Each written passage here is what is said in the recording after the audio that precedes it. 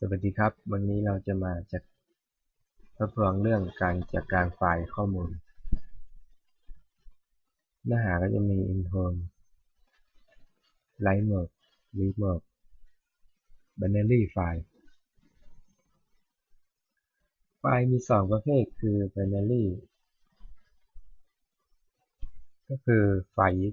ที่ใช้เฉพาะงานในการเข้ารหัสก็คือ compile กับอีกประเภทหนึ่งก็คือ ASCII คือไฟล์ text ธรรมดาใช้ในการเขียนข้อมูลอ่านข้อมูลโหมดการทำงานก็จะมี3โหมด 1. W คือการเขียนไฟล์ 2. R คือการอ่านไฟล์ 3. A คือการเขียนต่อไฟล์เดิมโหมดการทำงานแบบเพิ่มเติมความสามารถ 1. W บวกคือการเขียนไฟล์และอ่านไฟล์และสร้างไฟล์ใหม่ 2. R บวกคือการอ่านไฟล์และเขียนไฟล์ได้ 3. A บวกคือการเขียนไฟล์ต่อไฟล์เดิมและสร้างไฟล์ใหม่ได้ Write Mode ต้อง include studio ตัวนี้ขึ้นมาประกาศเป็น pointer เปิดไฟล์ใน Drive C ที่ชื่อว่า student.bat ขึ้นมาถ้าไม่มีไฟล์ก็บอกว่าไม่มีไฟล์แล้วก็หยุดออกไปตรงนี้ใส่รายละเอียด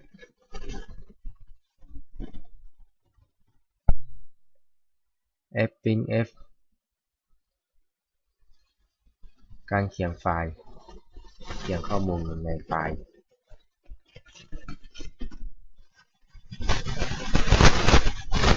รับ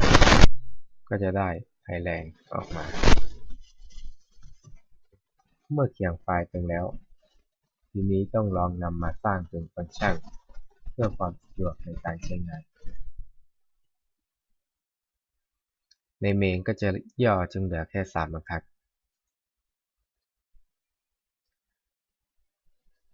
ในฟังก์ชัน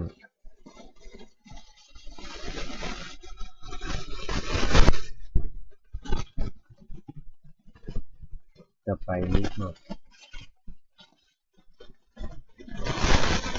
การอ่านก็จะใช้โหมด R ในการอ่านไฟล์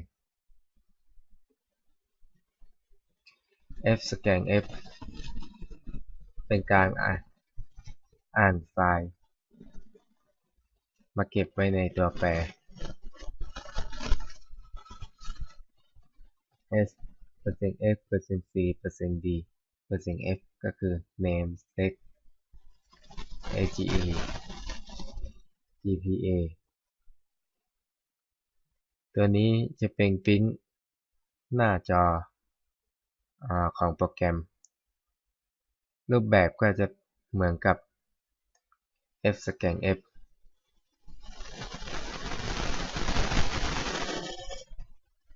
ข้อมูลในไฟล์รับที่ได้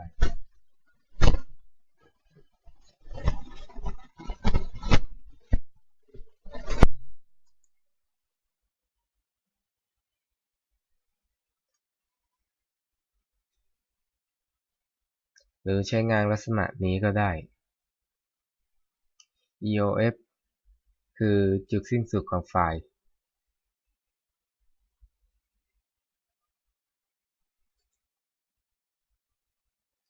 จาก fscanf จะเห็นได้ว่าแต่ละไฟล์จะมีรูปแบบการอ่านที่ไม่เหมือนกันจึงใช้ฟังก์ชันอ่านไฟล์ที่มีรูปแบบต่างกันเช่นการอ่านไฟล์ jpg binary ไฟล์จากเดิม fprintf เปลี่ยนเป็น fwrite แทนโดยทำแยกทีละตัวแปรเช่น name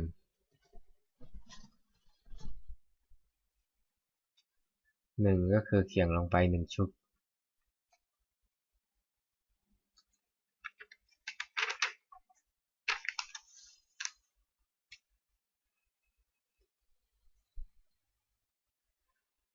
รูปแบบการใช้งาน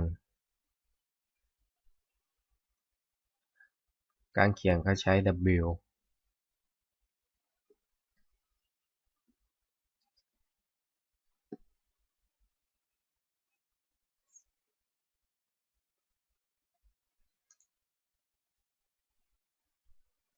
ในไฟล์จะถูกเข้ารหัสด้วยเลข2หลักหมดเลยจึงจะอ่านไม่ออกเรียกว่า binary file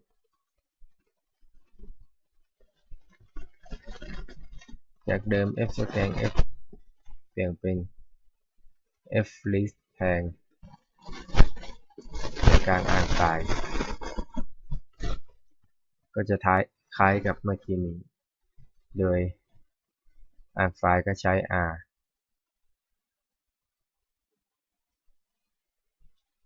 จะเป็นแพทเทิร์นแบบของมันเท่ากับ0ก็คือถ้าเท่ากับ0แสดงว่าไฟล์ไม่มีไฟล์ไม่สามารถอ่านไฟล์ได้ปริ้นค่าออกมาแต่ถ้าข้อมูลเยอะๆก็เอาสแต็กมาช่วย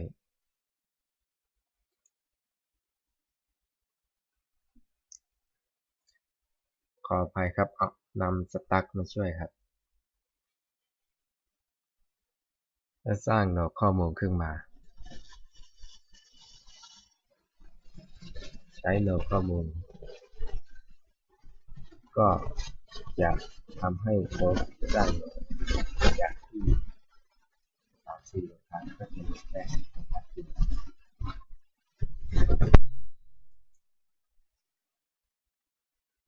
ในการอ่านไฟล์ก็เหมือนกันใช้สตั๊กเข้ามาช่วยก็จะทำให้สั้นลงเหลือแค่บรรทัดเดียว